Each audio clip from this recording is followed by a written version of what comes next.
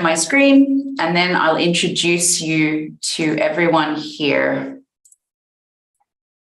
So welcome to live Q&A with the e-Residency team. It's the 19th of April today. It's a really nice sunny day here in Tallinn, Estonia. I hope the weather is as lovely wherever you are. So this Q&A is about becoming an e-resident and starting a company in Estonia.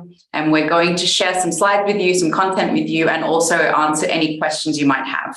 If you have questions, please put them in the Q&A tab. If you are here to network and meet people and find business partners and clients, use the chat. I have a colleague here, Melissa, who is the community manager and PR manager here at e-Residency. And then I have a couple of friends from Silva Hunt. And I'm going to let them, Kasper, I think you'll start. I'm going to let them introduce themselves first. Okay, thank you very much. Hello, everybody. As Hannah said, hope it's sunny wherever you are as well. Spring is out. Awesome. My name is Kasper Karik. I'm representing Silva Hunt. I'm the co-founder and CEO of the company.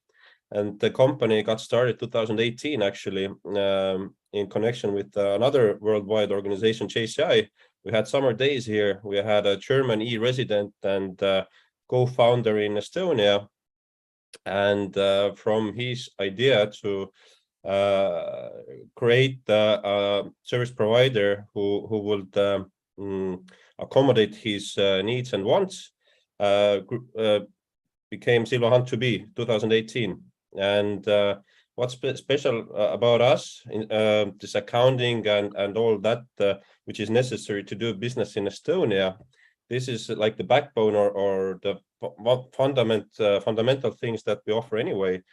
But we are looking for experienced entrepreneurs worldwide to whom we, in addition to offering everything Estonia has to offer with taxes, with e-services, with the environment in startup scene, the internet or e-scene, we create a community to whom we create the events in Estonia. In Madeira, we had this year an event where we have mastermind, where we get them together, where they talk about problems, ideas, questions, and sometimes also come up with new business ideas. Next one is in August in Estonia. Before that, we meet up in Latitude or before Latitude, and we promote Estonian but worldwide investment opportunities as well. So everything necessary to do a business through Estonian entity, we are your company. And you can contact us by writing into to the email info@silvahunt.ee. Or you can also, I'm always open to networking in LinkedIn and also WhatsApp, the number you can see in here. And yeah, you will definitely find us. Happy to be here. Thank you for inviting, and good that you're here. Welcome. And Georgie, did you want to just quickly introduce yourself as well? Hi there. I'm a lawyer from Estonia. I work with Silva Hunt as well, and as well as independent lawyer. So I have been practicing for over than 10 years in Estonia.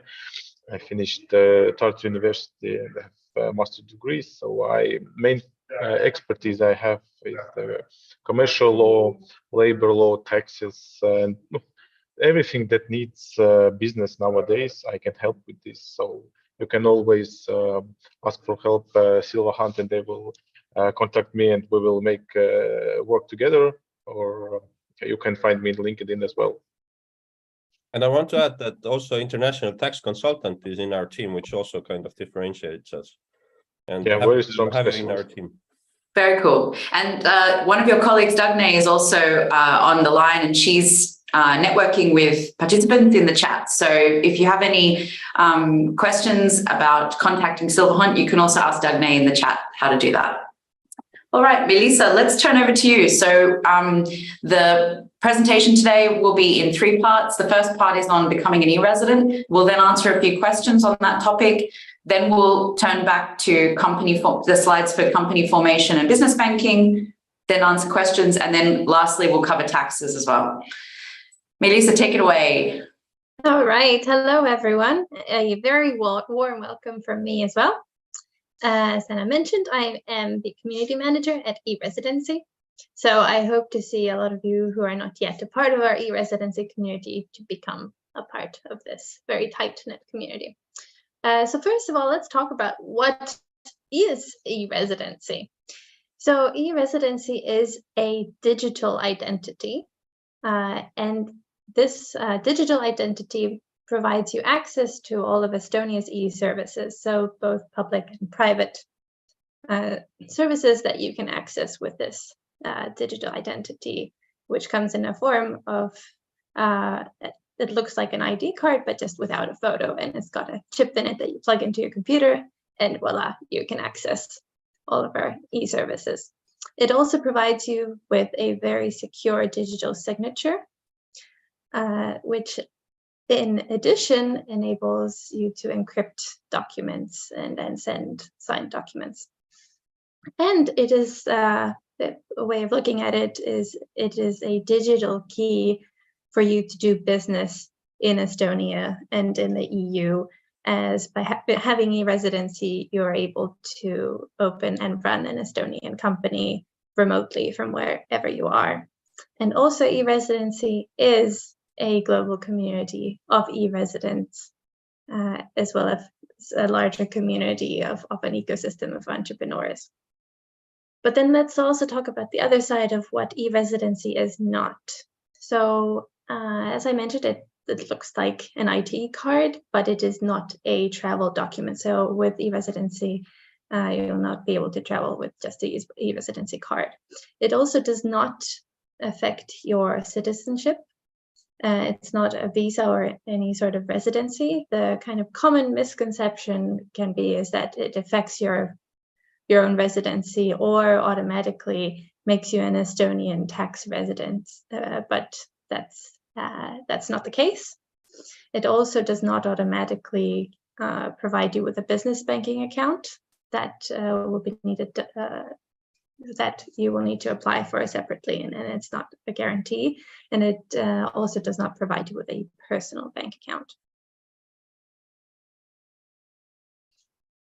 So let's talk about who can apply for e-Residency. So e-Residency is granted for individuals. So you will need to apply as a natural person, not as a company, as you are provided with your own unique Estonian personal identification code. Also, it is it's for people that have interest in using these e-services, and for those who would like to start a company in Estonia. Now, this is not for Estonian citizens or residents of Estonia, because it wouldn't make sense, because we already have the Estonian local ID card. And currently there's also restrictions on applications from Russians and Belarusians. So let's talk about who can become, why become an e-resident, probably the most important question. So through e-Residency, you can register a company in Estonia and therefore have an EU-based company, and you can do this entirely digitally online from anywhere, as long as you have an internet connection. And you can run your business remotely as well. So not only start the business, but also run this and scale your business entirely online. And you can also sign documents with the highest level of digital security. And once again, can't stress this enough, but you can join our community of like-minded entrepreneurs. You can see here in the photo, we have Ian and Luke. They are co-founders of a company called Functional. Ian here lives in South Korea. Luke lives in Switzerland, and they run their Estonian business together remotely.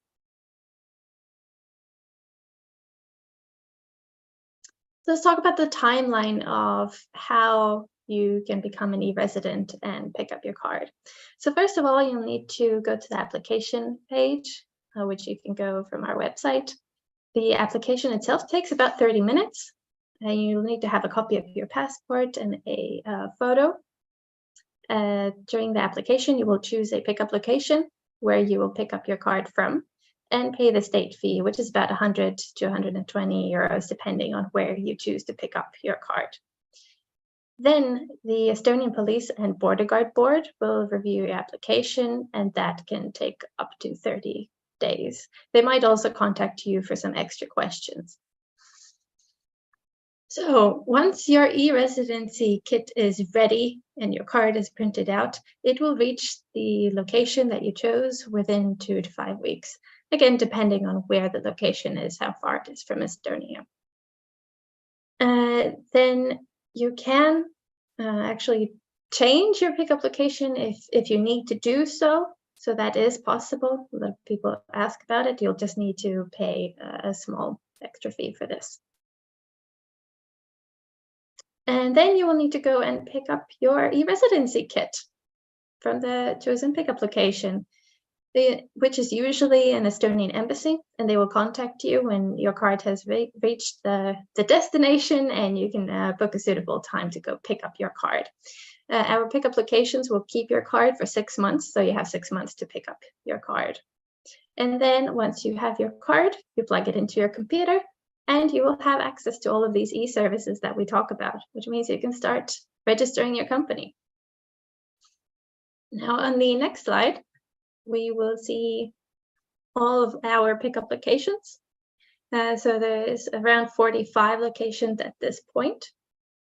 You will need to physically yourself go to the pickup location. You can't have it shipped to your home or send a friend, because it is a government issued document and you'll need to provide your thumb fingerprints to pick up your card.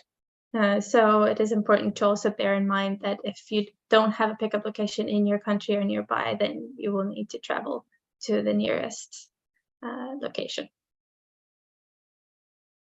Thanks, Melissa.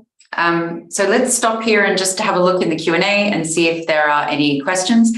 And just before I have a look, one thing to note, this webinar is being live streamed on YouTube, and so a recording of this webinar will be available on the eResidency YouTube page afterwards.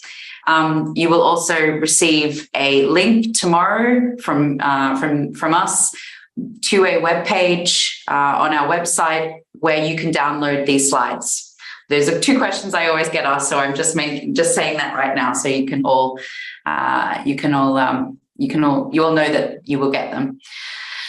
All right, Melissa, there's a question here from Thomas. How can I access the mentioned community of e-residents? I think you're probably the best person in the world to answer this question. So, all right, so probably the most popular place to be online is our Facebook group, e-Residents of Estonia. You can join that today, right now, if you want to. There are some local communities that e-residents have formed themselves on WhatsApp and other channels, but Facebook group, I'd say, is the first place to start. We also host quite a lot of face-to-face events around the world, quite a few coming up. Next one in June will be in Madrid. So keep an eye on our events calendar. We also have a separate Discord channel for already existing e-residents who have a company, so e-resident founders. So that's more of a focused community. And we also, we have, well, actually the next slide will cover this, but we have a subreddit which you can join as well. And you can also find me on LinkedIn and ask me more about the community if you're interested. Or if you're interested in hosting an event in your own town, in your own country. Caspar, I've seen that you've got your hand up. I'll come to you in 1 minute. I'm just going to answer Melissa's question first, which is, you said you plug the card into your computer. Is it by USB, or how does that work? Yes, when you become an e-resident, you get a kit, which includes the card that Melissa talked about. You also get a USB card reader, which you can insert into your computer, and that will read the card for you. Caspar, you had a comment. Yeah, to the community question, I didn't see the question itself, but to talk about community, then one option, if you're already in e-residency community, so to say, and you find your way to our community as a client, then we are using Slack. And as I said, we're also doing these events twice a year. So we have a nice tight-knit community as well.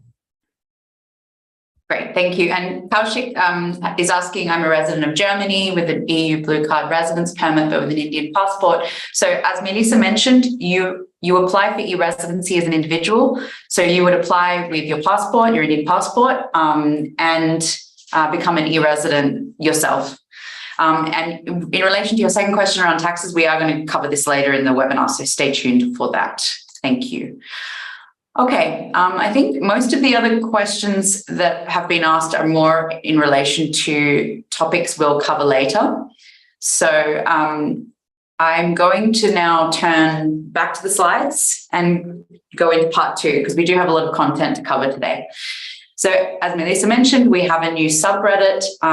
So if there are any questions that you asked today that don't get answered, or you feel like you need more information, this is a really good place to start. So you can use the QR code down here or go directly to the link there, pick your user flare and read through the rules and site information, and then start connecting and start discussing e-residency with the community. Okay, so as I said, we're going to cover company formation and business banking in part 2. So the first question to ask is, why open a company in Estonia? Well, as Melissa mentioned, it's 100% digital and you can do it from anywhere as long as you have an internet connection. But there are a few more specific value propositions that we feel make us unique against some of the competition. The first is that it's really easy to start, run and grow a company in Estonia. And this is because of the digital environment. It's also because of the low regulation here and the fact that you have all the opportunities available to do this. The second reason is that you can be confident doing business in a safe, dependable and transparent country in the EU. Estonia has been building its digital infrastructure since 1991. It's extremely secure and has been tested many times on a cyber level. And so, you can trust that if you set up a business here digitally, it will be safe. The third is around growth opportunities. Even though Estonia is quite a small country, comparatively speaking, it punches above its weight in the startup field, in the startup ecosystem of the world. Investors and partners trust Estonian companies and trust founders who have Estonian companies to give them money, to add them to their accelerator or incubator programs. And there are also a lot of innovation incentives here in Estonia itself. The government is very pro-business and they will support you and your product and your services that you want to provide to the world. Finally, we've mentioned community a lot, and it's not just the e-resident community, but also the service providers like Silva Hunt here, the government, policymakers, startup community in Estonia itself, and our team as well. You have this network of support, and it's truly global. So this is a huge value proposition that I think Estonia can offer. Kasper, I wanted to just ask you quickly whether you see anything else that is a good reason for someone to think about starting a company in Estonia. Yeah, to add on top of this security thought of Estonia being cyber secure, we also, even Estonia is hosting those events for cybersecurity for NATO, where they actually have two different teams, and one is trying to hack another. And I think right now, or in a close future, is the next one coming in. And why to make an Estonian company for? Yeah, so depends. I understand that a lot of participants are from the Europe, but the ones who aren't, to get access to the European market. One of the things, ease of doing business.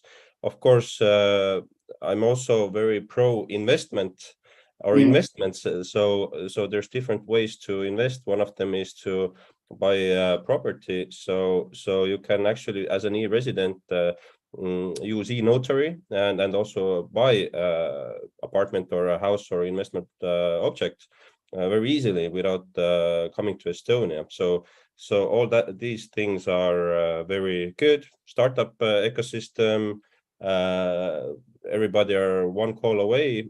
So it's a good place to be. And yeah. Thank you. Yeah, all really good points. And regarding the NATO security exercise, you're right. It's happening actually today because 2 of our colleagues are taking part, which is pretty cool. Okay, so registering your company in a nutshell. So once you have applied for e-residency and collected your digital ID card, you're ready to go, as Melissa mentioned. So the first thing you need to do is choose the business service provider, and I will tell you why in the next slide. You probably need this. After you've got your business service provider, you can then log into the e-business register, or if your service provider has an API, you can actually do it through their system to register your company. Some companies might need a license or a notice of economic activity, and these are in very limited areas of activity because, as I said, Estonia is fairly low regulation when it comes to business, but they're in the sort of, you know, the usual suspects like financial services. Crypto, for example, is one. If you're providing a crypto wallet, you will need a license for that. There are some educational services and travel and tourism services that will need it, and other things like gambling, construction, these kinds of things as well. Finally, once you've you've registered your company already, and then you can apply for your business banking account. And we're going to talk more about this in a few slides' time. Okay, so I mentioned service providers. So when I say service providers, what I mean are businesses who can help you partner with you to run your business. And then we have many of them on our marketplace, which you can find on our website. So I mentioned that you probably will need at least one. And this is because in Estonia, e-residents, because you live outside the country, so your management board is technically located outside of Estonia, you need to have a local contact person and address here in Estonia. It's a mandatory local service when your management board is overseas. Only certain professionals or licensed representatives can play this role, can represent your company as a contact person, but note that they're not, it's not a local director or a non-executive director or a shadow director, so they don't have any liability for your company. They are purely your company's address, mailbox, and messenger service in Estonia. The marketplace here that I mentioned is also a great place to search for service providers who can help you with company formation, accounting, legal, tax, consulting, etc. And Silva Hunt is a very proud member of the marketplace, so look out for them on there. I actually did a very nice video demoing the marketplace. It has some tips and tricks on how to use it and how to use the filter system and the comparison system. And also it shows how the ratings and reviews work, because we ask our e-residents to rate and review their experiences with service providers. So if you're thinking about getting service providers, take a watch of this video because it will help you get started quicker. Okay, let's talk about costs. So as Melissa mentioned, the application fee for e-residency is when you pay it online, it's 100 or 120. And then there are some private locations where you pick up your card that will charge you an extra cash fee. So that's why here the application fee is a little bit larger in range than the one we mentioned earlier. The state fee to register a private limited company or an OU in Estonia is 265 euros, and expect to pay from 200 to 400 euros per year for a local contact person. Accounting in Estonia starts about 50 euros per month if you need those services. And when you're putting together your budget to start a company, maybe there are some other things that you need to think about. So for example, if you need to travel to pick up your e-residency card, think of the costs for the travel. If you want any extra services like around taxes, for example, think about budgeting those in. Some banks ask for monthly fees, so take note of that. And also, if you are running a business that needs a license or you need software licenses, for example, think about adding those into your budget as well. So I've put together a very rough sort of first year startup cost estimates. If you're a DIY type of person, expect to pay starting from 565. And this is just for the e-residency application fee, the state fee to register the company, and a local contact person in Estonia. If, on the other hand, you need a little bit more help with accounting support, the lowest that you can expect to pay in the first year is from about 1,265 euros. These are very rough estimates, though, so please do your own budgeting and costing yourself. So I mentioned this OÜ, the private limited company in Estonia. It's the most popular business form here, not just for e-residents, but for Estonians as well.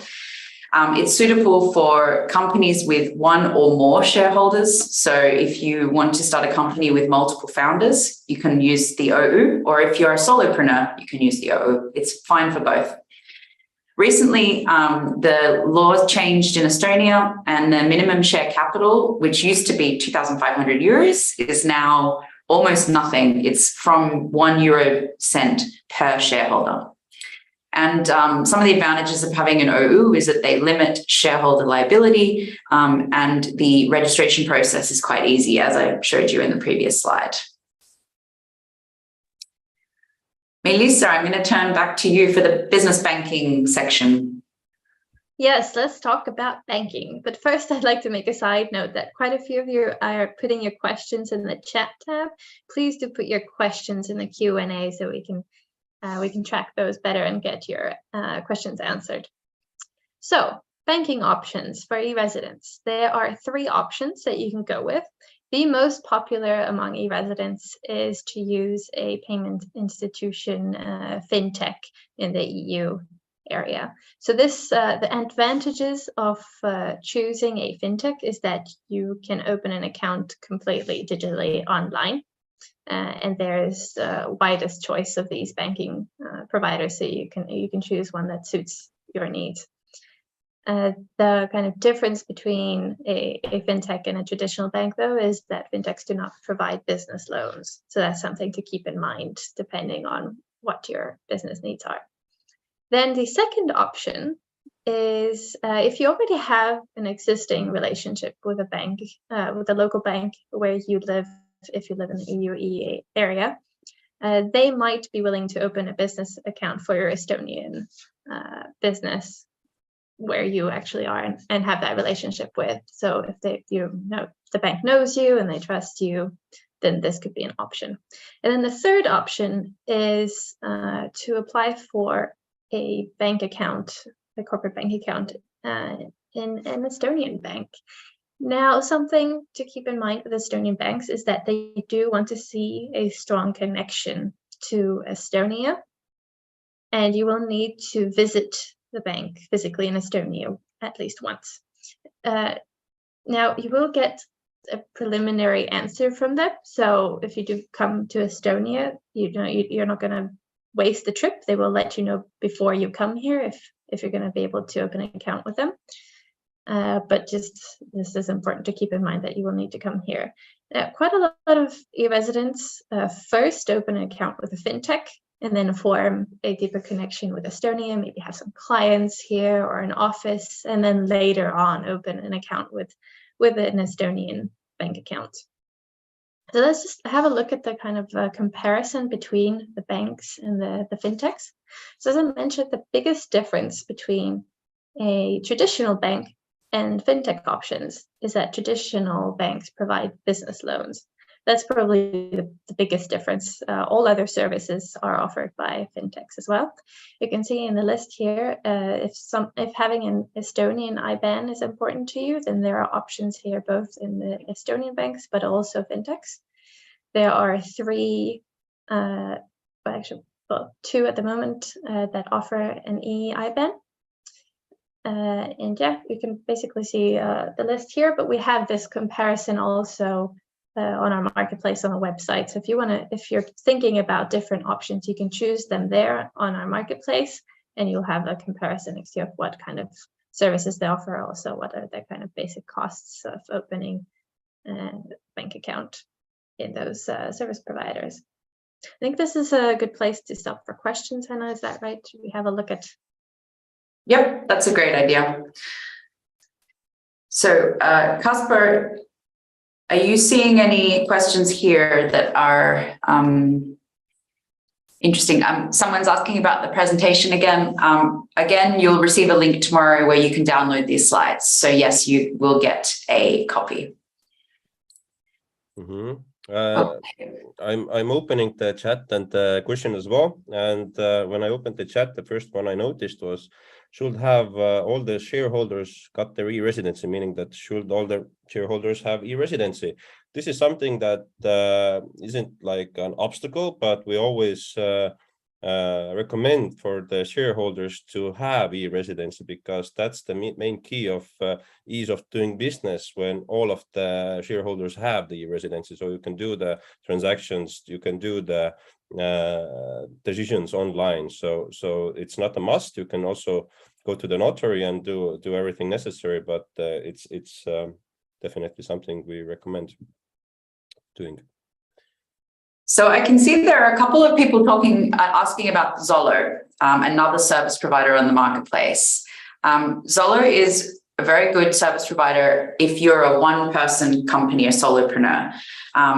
If you're providing services, particularly digital services. So if you, Melissa, I'm talking to you, the questioner, not the panelist.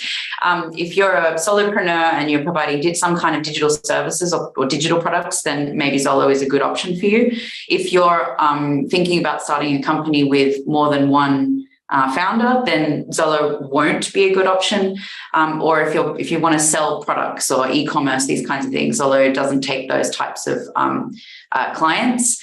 And I just also wanted to make a note, Melissa, in case you haven't seen it, that there is another attendee, Lily, who has been using Zolo for 2 years and can give you advice. So maybe you can find each other either in the chat or, if you haven't already, in the Q&A, and she or he can give you some advice.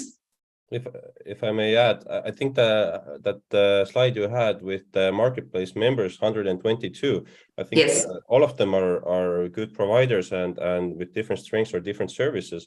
Everybody has to go through the onboarding process with e-residency, meaning that there is certain quality to the yes. ones who get there. Just to bring out a difference, perhaps, like also there's providers who are offering like every service as maybe how to say, like separate services, meaning that perhaps you have to the accounting service and the annual report service and consultations or something else, that everything is like different, so it adds up. And just bring out the differentiation with Silva Hunt, we are aiming to be this confident or this one-stop shop for the entrepreneurs. So we have the accounting, the annual reporting, all the business consultation, 2 hours per month with tax and law consultations in it. So we have this one monthly fee, which is higher than you might see at some other service providers presenting or selling. But that's the difference. Our approach is different. Just to bring that out. Great, thank you, Kasper. Yeah, as Kasper mentioned, we don't just let any service provider onto the marketplace. We do a lot of vetting, due diligence, and we want to make sure that they have e-resident clients already, so that they understand the opportunities and challenges for people living outside of Estonia who start a company here. Enzo is asking about what I think is the startup visa. So this is actually a program run by a Startup Estonia, and they're a separate entity to e-Residency. So I'm really sorry, Enzo, we can't help you with that. You'll need to contact the Startup Estonia team separately from us. Thank you, They though. are very nice, though, and so Yes, I'm sure they they are. will get back to you. And just so everyone else is aware, Startup Estonia is another government organization here in Estonia, and they're responsible for the startup ecosystem here, including the Startup Visa, which is a visa program for startups and their small teams to actually move to Estonia, participate in accelerators, incubators, find investors and network and these kinds of things. So a really cool program if your company is a little bit more further along than, say, someone who's just starting out. Richard is asking if we would recommend e-residency for an entrepreneur when trading in physical products, so someone in e-commerce, or is e-residency better for online businesses? Now, we more recommend it for online businesses as it is easier, but there are quite a lot of e-residents actually operating in the e-commerce industry.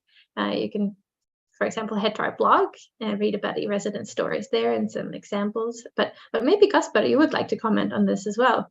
Do you have any e-commerce customers? I'm not even sure. I know that there are service providers who have like more or bigger proportion of eShop or Amazon FBA businesses as their clients.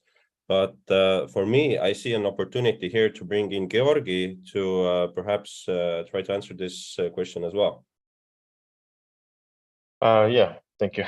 So I think the Estonia is very good for e-commerce and any online business. First of all, it's easy to open it and manage everything that you need for your company, like big investments or cooperate with your partners only with this e-residency card, as well as you can accumulate your money and reinvest it into another business or buy something else for your e-commerce or online business. For example, if you have a company in another country where, for example, in Lithuania, where the tax is taken directly from the profit, you will lose this money. So you can't reinvest it during the period of your business, before you take out with the dividends. So this is Estonia is the best, in my opinion, the best has best ecosystem for starting business and operating online. So you can after choose if you want to buy real estate or you want to move to another business and you can use this money in another business. So I will answer as well one question about this real estate. What is written here that yes, we need a company to buy real estate. I say yes and no. It depends on your purposes. So as a natural person, you can buy real estate in any country. I think maybe somewhere are restrictions, but not in Estonia. So if you want to operate this real estate as a business, for example, to rent it out in Airbnb or somewhere else, you can definitely think about opening a company and operating as a company. So you can make your costs will be less because you can hire the cleaner or any other services and using this money from the company that you earned, not your money from your pocket. And this is awesome. Just a short example. I see the time is running fast. We have actually also clients who are doing this real estate investments and Airbnb options. And just to bring out, there are some German people also in the audience. In Germany, if it's like if you get profit or 1 to 3% from your real estate, then in Estonia we have a client who has done calculations and got Airbnb return on investment 10%. So, and if you have a long-term renter, then it's perfectly normal to get 5 to 6%. So twice as much. Thank you. Here's a question. Well, last one before we move on. Last one, and then we can get on to taxes because there's a lot of questions on taxes already. Sure. I'll answer the last one then. For example, Jana is asking if in a business, for example, OU can be a holding company or does it have to be an actual business in Estonia from the start? So yes, it can be a holding company, and this is actually very common among e-residents to use e-residency to have a holding company in Estonia. So short answer, yes. Okay, let's move on. And don't worry, we'll continue asking questions. I have seen that a few people have asked about comparing Estonia with other countries. And we have actually got some of this content on our website and in our blog. So these are the 3 countries we have so far, but we're going to be adding more very soon. I'm not going to go through every single thing on this slide, but I just wanted to point out a few. The first one is the time to register a business. In Estonia, it takes, on average, 2 hours to register your company online if you have the digital ID card. This actually can be as low as 15 minutes and 33 seconds because an e-resident from Austria, Dominik Panost, actually did that last year live on stage at London Tech Week. You know, you can try and compete for the title, the world record of shortest company incorporation if you want.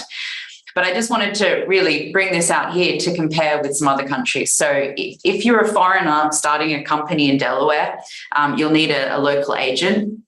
And which means that registering the company might take 5 to 15 business days. In Ireland, you need to have a director from the European Economic Area if you're a non-EU founder in order to start a business in Ireland. And so therefore that can take longer again to set up the company.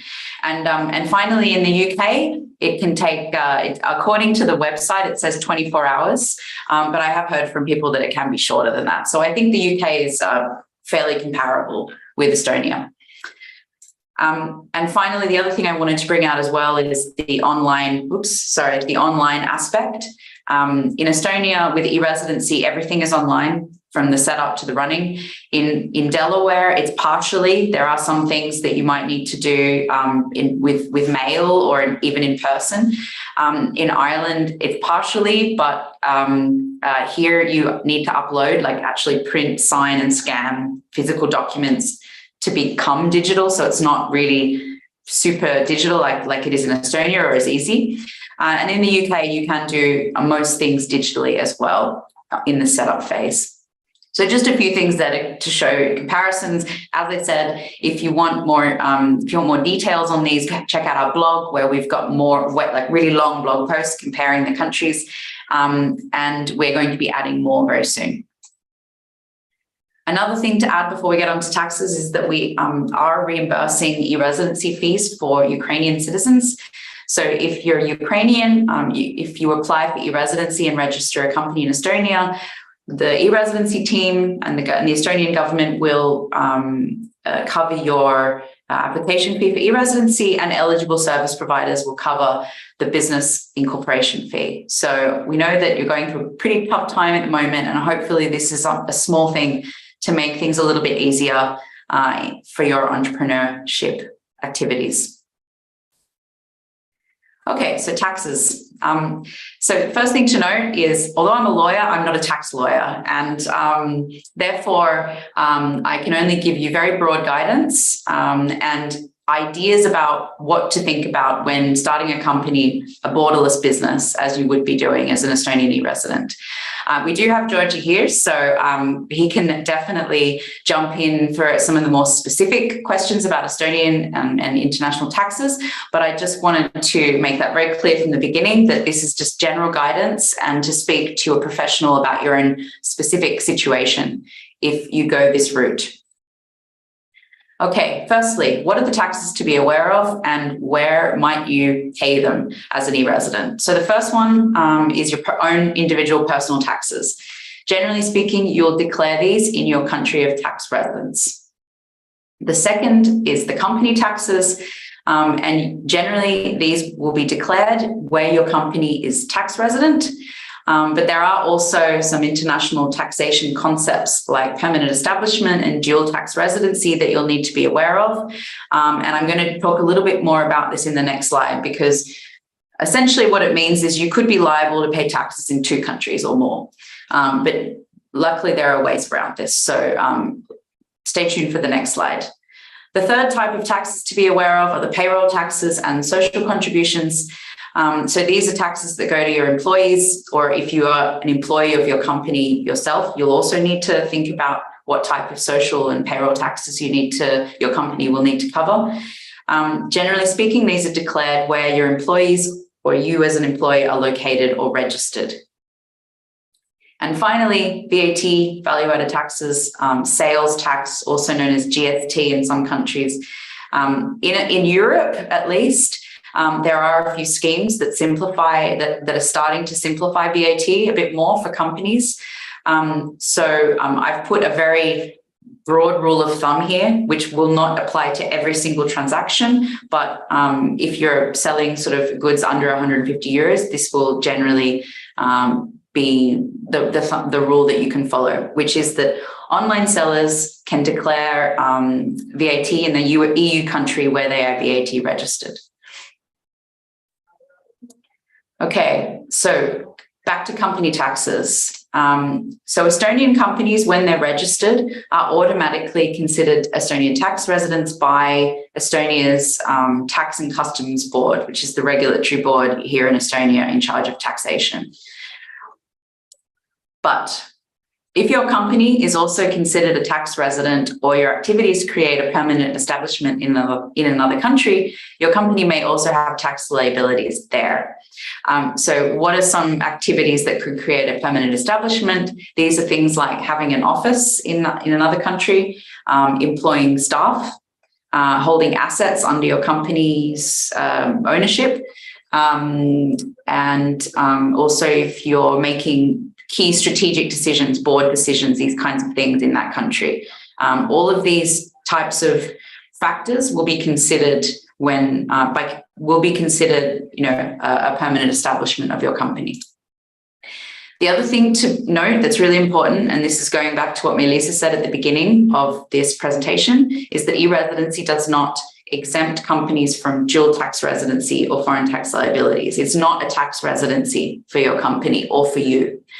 So put together, this does raise the possibility that your company might have, dual tax liabilities in different countries.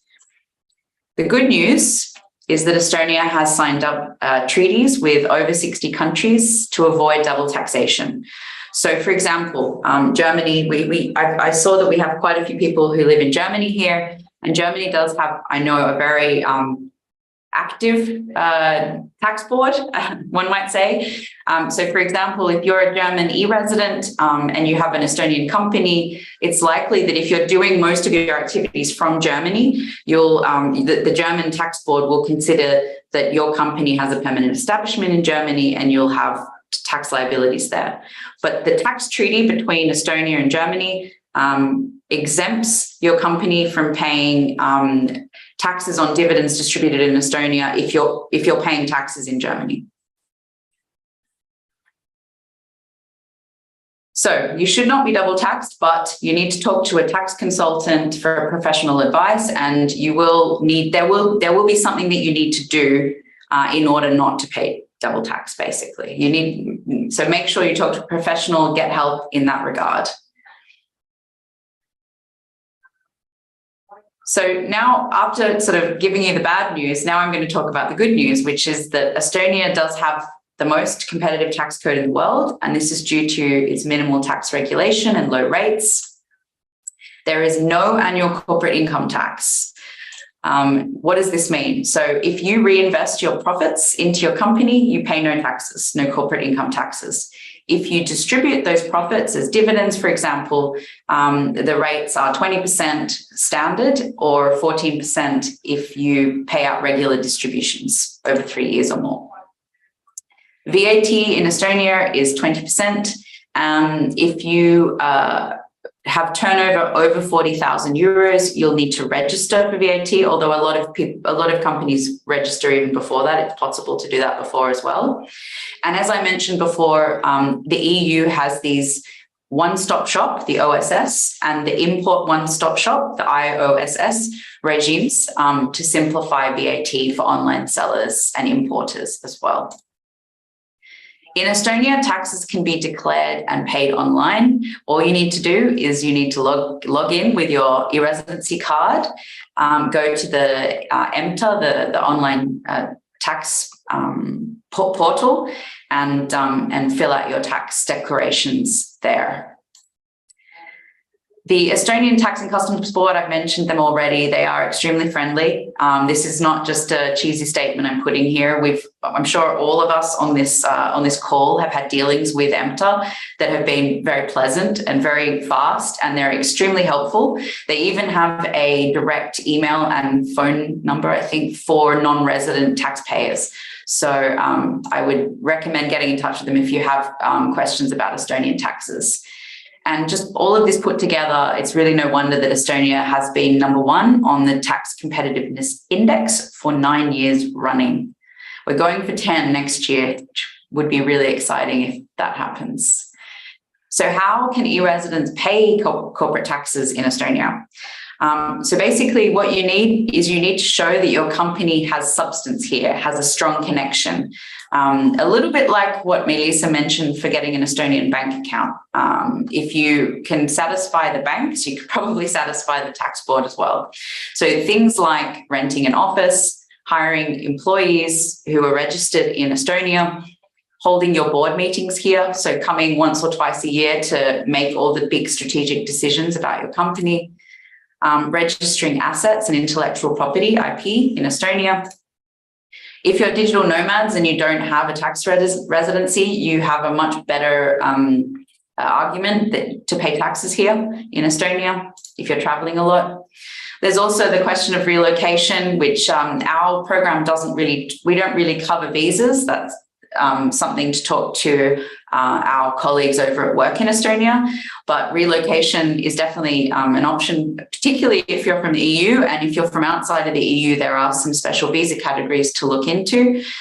We have many e-residents who end up living in Estonia, Melissa including 3 of our new spokespeople, which actually right now might be a good time to mention this program. Sure. So we have e-residents that we have, brought to events with us, who have represented us and who we collaborate with. They also, from their own initiative, speak our messages out loud to the public. So we have created a program where we recognize their efforts and given them a title. So we now have official e-Residency envoys and e-Residency community leaders. So if you notice in some of our community channels, there's a community leader. These are expert e-residents who have experience with the program, the customer journey, can answer your questions, and they also have a direct line with our team. So if there are more complicated questions, they can ask us and update you on that as well. And also our envoys speak on our behalf as well at events around the world. And you're welcome to reach out to them. You can find their contacts on our LinkedIn posts. So yeah. And 3 of those envoys are actually living in Tallinn. They're not Estonian, but they've moved here. And so they've taken that route of becoming an e-resident first and then becoming Estonian residents later. But Kaspar, I saw that you took your mute off. So did you have some comments? Yes, I wanted to say that we have pleasure of having those some of those envoys also in our network, and to say that the same slide that we have on the screen regarding the personnel recruitment and all that. So this is also what differentiates us a bit. We also help you, beloved entrepreneurs and e-residents, to find employees if necessary. So without hearing or being salesy, right? Thank you. I want to add as well that here is written that rent an office. I want to ensure that it shouldn't be just address, like legal address in Estonia. It should be like real office, where chairs, tables, and something like this. And also we can put another point here that if you have a headquarter in Estonia, it's it's a most beneficial substance that you can have in Estonia. Thank you. Yeah, and that kind of connects to the holding company question as well, doesn't it? Yeah. Yeah. Okay. There is already actually a question if these substances are a must. They are not a must, but they are helpful if you're looking for that connection to Estonia to be a tax resident here as your company or for the banking account. Yeah, as well as bank, if you have everything what is listed here, bank may also not open account for you. It depends only on their decision. If they're in their internal policies, it may be subject of any other matter. Thank you. Okay, so let's have a look at the questions and see if there are some tax questions we can answer.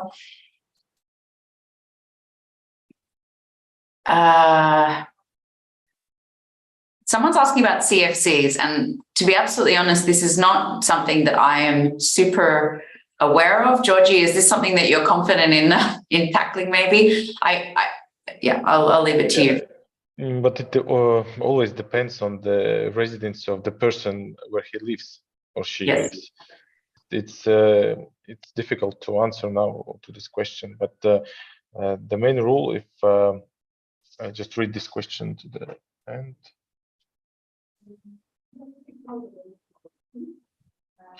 Yeah, there are some cases where if you are having business in Estonia, you are taxed in your own country, like were mentioned.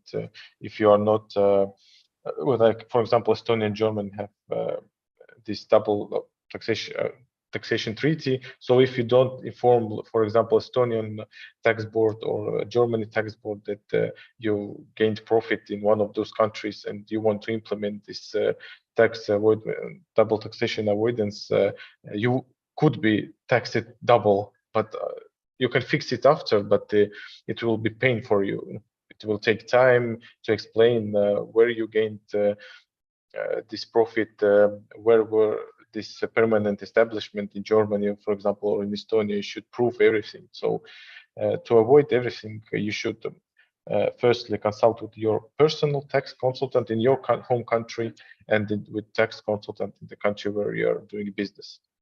Thank you. And so Richard is sort of asking, I suppose, the obvious question. So why actually start a company in Estonia if you still have to pay taxes in your own country? So I'm going to start this question, but maybe then I'll hand over to Georgie and Kasper as well to add.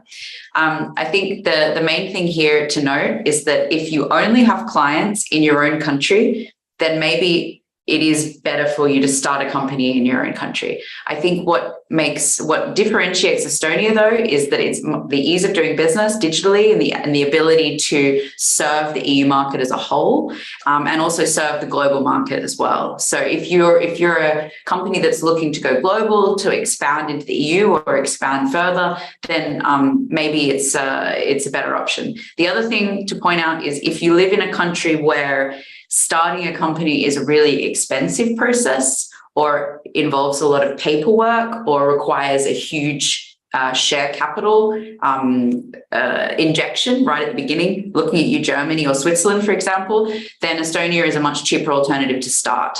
So for small startups who are sort of really looking, just to test an idea or build something innovative, quickly and agile, then Estonia has it over the competition. But Georgie, Kasper, did you have anything that you wanted to add here as well?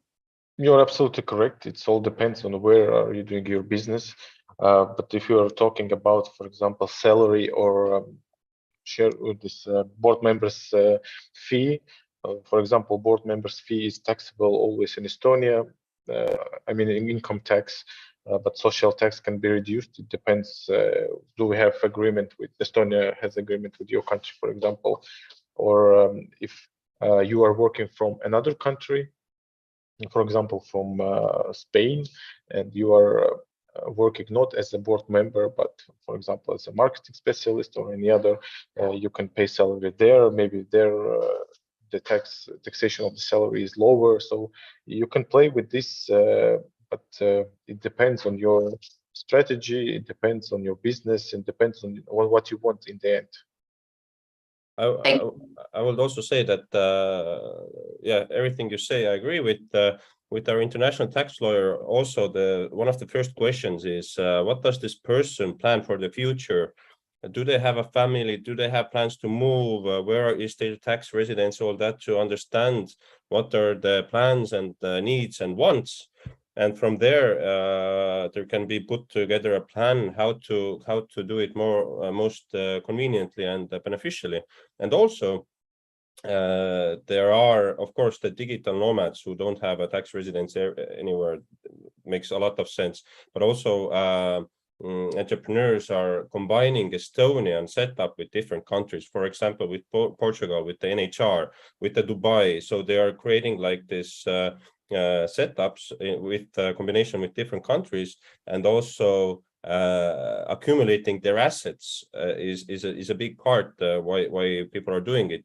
So you have a holding company, you have your board meetings in Estonia, really take decisions here. So you can prove, maybe you stay here for a month or two, or you can prove that you have this connection with Estonia, and you can grow your pension assets here that you can take out. So this accumulation of the assets is a big benefit. So there's a lot of different opportunities. It may sound vague saying that it depends on your situation, but it really does. And we are open for discussion. Yes, and I would just to add one thing. Yeah, sorry.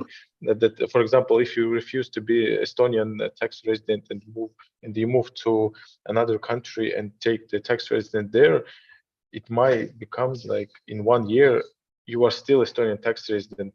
For example, because your family lives in Estonia, you come here from time to time, so you have strong connection through your family, for example. This is also a case. So it, like Kaspar said, it depends on your personal situation always. Yes. Also, actually, I'd like to point out that actually a majority of e-residents are actually from the EU. So I guess the perception that it's mostly useful for non-EU is not correct, because there are so many factors. Hannah mentioned bureaucracy, but something that might be overlooked is the fact that if you open and run your business in Estonia, everything's available in English. So, for example, if you're a foreigner living in Germany, it's very difficult to run your business there because most of it is in German. You'll need notaries, and it's a whole process. So if you have your company here, it's very easy, and the communication is easy as well. And something else as well is the deferred taxes for reinvested profits. So if you have a company in Estonia, this is not the case for a lot of other countries, is that if you keep reinvesting into your company, then that's not taxed until you take the money out. So there's quite a few benefits for those that are from the EU as well, depending on the jurisdiction of the country where you are in comparison to Estonia. I see this one question that is only real estate considered as a substance. I just want to answer shortly that it depends. If you only holding this real estate, like in the company account, it doesn't matter for your substance. Only if you are using it for a business purpose, for example, and you have at least something else, then you can create this substance. But only having one thing, real estate, or only having employees doesn't give you 100% that you have substance here. Thank you. Melissa, I can see that you've got another question lined up around, where is it? I've lost it now. This Q&A. Yeah, I lost it too. It's it's about banking. So someone is asking about whether you need, what you need to get, basically, to get an Estonian bank account. And it is true that you need to show that your business, your proposed business, has a strong connection to Estonia. And without that connection, a bank may reject your application. So similar things to what I'm saying here around substance for tax purposes will be good for the bank. So you need like suppliers or clients or employees in Estonia to really show that your business has a connection to Estonia. That said, there are many e-residents who have successfully got an account with an Estonian bank, like LHV, for example. So it is possible. It's not completely impossible. And there are, as Melissa also went through, lots of different options in terms of fintechs as well. So take a look on the marketplace and compare the options there. Okay. There are a few people sort of asking about different things about being a digital nomad. So Anamika. So yeah, as I mentioned, if you are a digital nomad and you officially leave your country, so for example, if you deregister as a tax resident from the Netherlands and you then are looking for a new place to register as a tax resident, Estonia could be an option for you, and that would give you a very good argument if you start a company here to pay taxes here as well, pay company taxes here as well. But this will very much depend on your personal situation and also depend on the Netherlands, how they treat their citizens and how they treat their tax residents by law as well. So you'll need to probably talk to a tax lawyer in the Netherlands as well as consult Estonian tax service providers as well. I can also actually connect you with an e-resident from the Netherlands who became a digital nomad. This case is very interesting. He worked for a company in the Netherlands, and then formed his own company. But then in the Netherlands, apparently, if you leave the country, you can't keep your company the same way. You have to spend a certain amount of days of the year in the Netherlands to keep the license for your company, something along the lines of this. Whereas with e-residency, you don't need to spend time in Estonia to have your company. You can run it from wherever you are. But I'd be happy to connect you to him so he can share his experiences with you. Kasper, there's a nice question here from Olawale about, is Estonia a nice place to coordinate trading into like the rest of the EU? Is this something that you see with your clients, that they use Estonia as an EU base or HQ, for example, to operate in? Well, I hate the word depends, but I use the depends. It's Do a worse you have word. any other? Yes, maybe Georgi answers first, and if I have anything to add, please, Georgi. Okay, great. I just wanted to say that depends is lawyer's word. Okay, yes, it depends. Always depends on what are you trading with. So what are the goods or are the services? For example, digital services should be registered as VAT obligated from the €1. You should know this. It's always depend on the purpose, on the strategy. It's really hard to answer, but I know that a lot of e-commerce entrepreneurs are coming to Estonia and opening Estonian company for this purpose. So they see that it is easy, it is beneficial, it's simple with the taxation system, even with the opening the not bank account maybe, but account and payment institution. It's not so hard if you have a clear business and business plan and your partners. Mm-hmm. And with I understand the HQ is the question, like you can if you create it, so some do for the future purposes or in combination with some startups perhaps, but overall I think those who are doing it in Estonia, there's like more than one reason to do it. Of course, currently and always has been this island, a popular place where headquarters are put up for different reasons. But the question about Estonia, definitely we have some, and usually the ones who are doing it they have multiple reasons to do it. So if to answer you more directly, you could connect with us and we can talk about it. Thank you. And I think that actually brings us to the end. I know that there are still some questions to be answered, but a lot of them are very specific to people's personal situation, personal circumstances. So I'm going to tell you how you can get answers to those questions in this last slide before we finish. So thank you for joining us. And what's next? Firstly, after this webinar ends, you'll receive a link to a survey. It would be really, really appreciated if you filled that out. It'll only take you 1 or 2 minutes to do. And I use that feedback to improve these webinars every month. Secondly, if you haven't already, subscribe to the eResidency email list so you can get all the latest news and events, including information from service providers as well. If you still have questions that need answering, I encourage you to send them to our support channel, e-resident@gov.ee, or go to the Reddit that I spoke about earlier in the presentation. There's also a e-resident Facebook group as well, where other e-residents will be able to help answer your questions. And finally, you can contact Silva Hunt at info@silvahunt.ee. And if you're ready to apply for e-residency, you can already do so now. You can find the button to apply very prominently on our website. And here is also the URL as well. And can I say my thanks also to Hannah for organizing this webinar. You've been doing a really good job, and those tutorial videos you're doing, screen recordings are legendary. I think the last event also there with you.